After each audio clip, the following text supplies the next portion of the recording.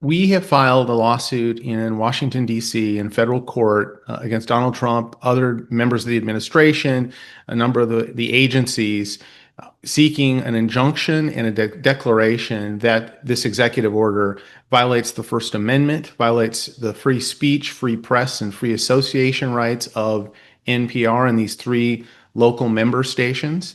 It also violates the Public Broadcasting Act, which was explicitly meant to protect the local station's independence to pick their own content and to have editorial freedom as well as NPR's freedom. So the statute itself forbids this executive order. We're asking the court to enjoin it, to stop it, and to enforce the plaintiff's constitutional rights.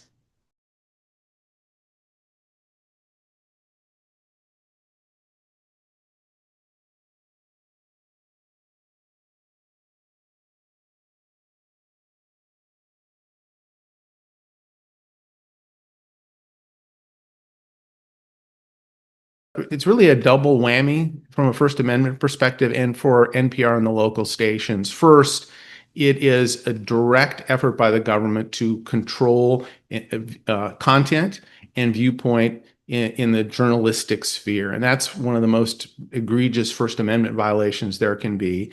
In addition, it's seeking to interfere with the independence of the local stations and their choice of national content.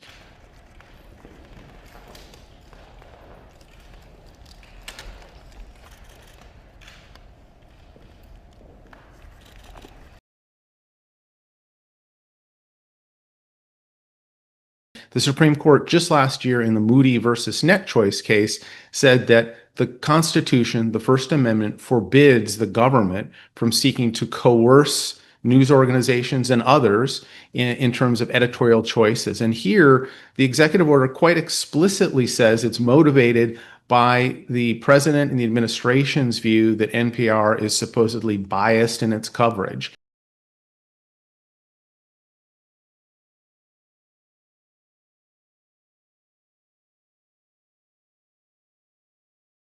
The member stations and NPR end up covering about 99% of the country, rural areas, and it's a wonderful mode of communication about arts and culture and news that goes all over the country, and this executive order threatens its very essence.